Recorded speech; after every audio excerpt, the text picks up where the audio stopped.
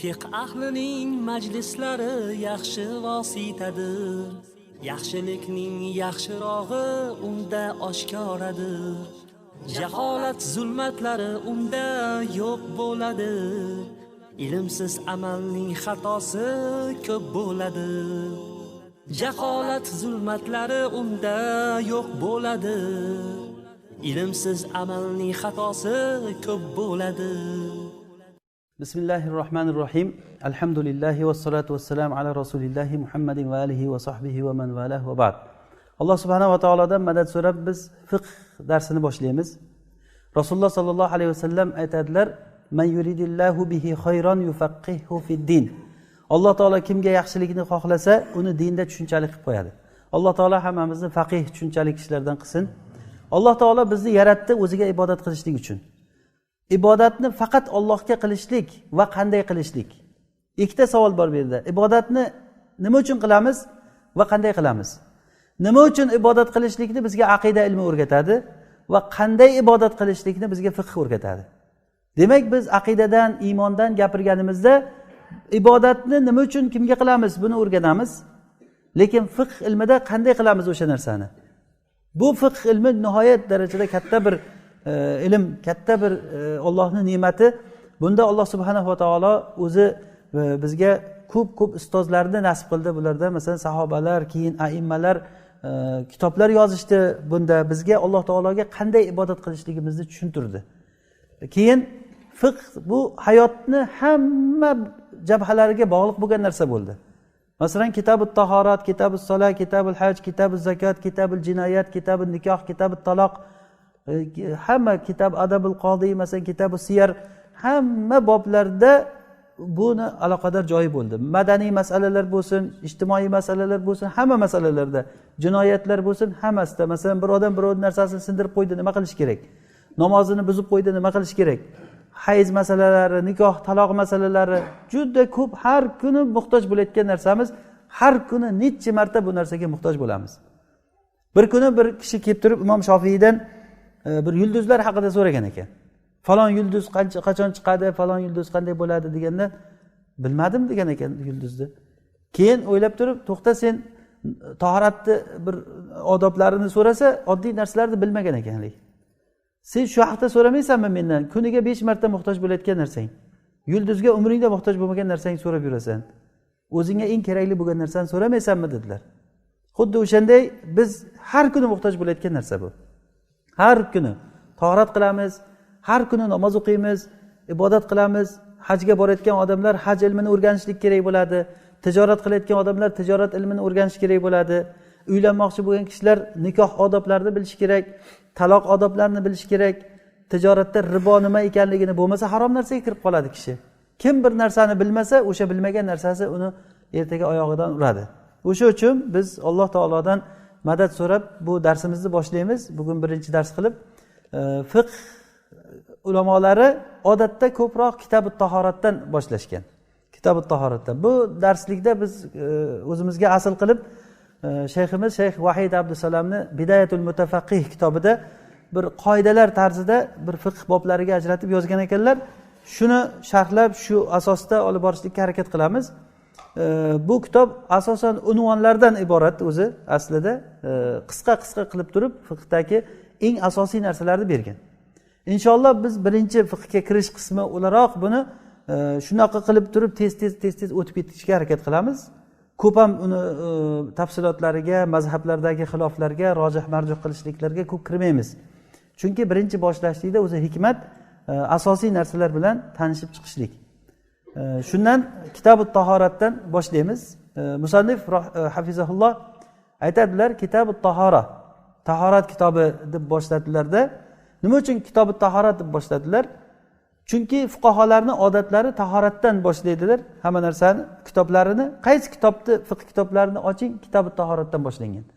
Nega? Chunki inson uchun eng katta vojib bo'lgan narsa namoz. Namozni birinchi o'rinda shartlardan biri tahorat. Tahoratsiz namoz bo'lmaydi. La yaqbalullohu solata ahadikum idza ahdatha hatta yatawadda. Sizlarning bittalaring agar tahorat sindirsa, tahorat qilmaguncha uni namoz bo'lmaydi dedi Rasululloh sollallohu alayhi vasallam. Shuning uchun ham kitabut tahorat deb tahoratdan boshlandi. Tahorat nimadan qilinadi? Nima bilan qilinadi? Tahorat suv bilan bo'ladi. Iloji yo'q suv haqida gapirishlikdan boshlaymiz gapni. Shunda musannif hafizahulloh suvlar haqida gapirdilar. Aytdilarki, suv 3 xil bo'ladi. Men xohlardimki, shu eshituvchilar qo'lida bir daftari, qalami bo'lsa-da, ozroq bo'lsa ham bir narsalarni yozsa, esda qolishligi yaxshi bo'ladi. Chunki biz ilm eshitishlikdan maqsad o'rganishlik o'zi, Robbimizga ibodat qilishlik. Musannif rahimahulloh aytdilarki, suv necha xil dedilar? Suv 3 xil bo'ladi. Tahur va tohir va najis. Tahur va tohir va najis. Ya'ni arabchada bu tahur degan gap ko'pincha bu istilohlar bizga arab tilida kelganligi uchun ba'zi bir kalimalarda shunday o'zini masalan aytaveramiz, uni keyin sharhlaganimizdan keyin tushunaveramiz nima ma'noda ekanligini. Tahur deganligi bu Alloh subhanahu va taolo suvni yaratgan holatda shu Alloh yaratganday suvlik tabiatida turibdi degani. U suv bilan tahorat qilsa bo'ladi va najosatni ketkizsa bo'ladi. U suv bilan tahorat qilsa va najosatni ketkizsa bo'ladi degan. Bu yomg'ir suvlari, dengiz suvlari, daryo suvlari, quduq suvlari, qor, do'l, mana bu suvlar. Ko'rgan odam buni suv deydi. Ana o'sha suv nima deyiladi? Ma'un tahur deyiladi. Ya'ni suvlik tabiatida turibdi degani. O'zi suvni tabiati 3 xil bo'ladi. Birinchisi tabiati 3 ta. Birinchisi uni rangi, keyin uni hidi, keyin uni ta'mi. Mana shu 3 ta narsa suvlik tabiatida turgan bo'ladi. 3 ta narsada ham turgan bo'lsa, suvlik tabiatida turibdi degani. Agar shu 3 ta tabiatidan bittasiga agar najosat tushib turib o'zgartirsa, masalan najosat tushib suvni 3 ta tabiatidan o'zgartirdi. Mana bu suv najas suv hisoblanadi. Agar suvni hidi o'zgarib ketsa, najosat qo'shilib hidi o'zgarib ketsa yoki rangi o'zgarib ketsa yoki ta'mi o'zgaradigan bo'lsa, suv najas suv hisoblanadi. Demak, o'z-o'zidan biz hozir suvni ikkitasini o'tib bo'ldik. Tahur bilan va najisni. O'rtada tohir qoldi. Ya'ni tahur nima ekan? Tahur degani Alloh yaratganday suv turibdi. U suv bilan tahorat qilsa bo'ladigan suv degani. Tahorat qilsa bo'ladigan. Ya'ni u suv shundayki, Alloh yaratgan 3 ta tabiatidan uchalasidan birortasi ham u najosat aralashmagan, najosat aralashib uni 3 ta tabiatdan bittasini ham ketkizmagan degani. Agarda najosat aralashib suvni 3 ta tabiatidan bittasini o'zgartirib qo'ysa, u arab tilida ma'un najis, ya'ni najosat suv hisoblanadi. Najosat suv hisoblanadi, u bilan tahorat ham qilib bo'lmaydi, u bilan najosatlarni yoki kiyimlarni, boshqa narsalarni yuvib tozalab ham bo'lmaydi. Xo'p, najosat suv aralashgan suv qanday bo'ladi? Buni keyinroqqa qoldiramizda. Tohir suv haqida oldin gapiraylik. Tohir suv degani suvga pok, toza narsa aralashgan, suvdan boshqa narsa aralashib turib, uni suvlik tabiatidan chiqarib qo'ygan degani. Suvlik tabiatidan chiqarishlik uchun biz aytdikki, suvni nechta tabiati bor dedik? 3 ta tabiati. Mana shu 3 ta tabiatdan ikkitasini chiqarsa, suvlik tabiatdan chiqib qoladi. Agar bittasini chiqarsa, suvlik tabiatidan chiqmaydi. Agar najosat aralashib turib bittasidan chiqarsa, suvlik tabiatidan chiqib qoladi. Ammo agar tohir, toza narsa aralashib turib bitta sifatidan chiqarsa, u suvlik tabiatidan chiqmaydi. Misol uchun suvga shakar soldik. Suvga shakar soldik. Shakar u suvni rangini o'zgartirmadi-da, ta'mini o'zgartirdi. Ta'mi o'zgardi. Masalan, ba'zi bir shakarga o'xshagan bir narsalar bor. Suvni ichiga so'rsangiz, suv shirin bo'lib ketadi, lekin rangi, hidi ushtirishtiradi. Mana bu shirin suvga tahorat qilsa bo'ladi, suvlik tabiatidan chiqqan yo'q degani. Agarda ikkita tabiatidan chiqarsa, bu suvlik tabiatidan chiqqan bo'ladi. Masalan, ikkita tabiatidan chiqqanligi, misol uchun suvga choy soldik. Choy ham rangi chiqadi, ham ta'mi chiqadi. Demak, suvni ikkita tabiatidan chiqardi, ham rangidan, ham ta'midan. Demak, u suvlik tabiatidan chiqdi. Choy bilan tahorat qilib bo'lmaydi degani. Choy bilan u tohir deyiladi, lekin tahur deyilmaydi. Masalan, sho'rvani suvi. Sho'rvani suvi rangi o'zgargan, hidi o'zgargan, ta'mi ham o'zgargan. Uchala tabiatdan ham chiqib ketgan. Yoki bo'lmasa, masalan, bir suvlarga daraxtlarning bargi tushib, kuz paytlarida suv sarg'ayib qoladi.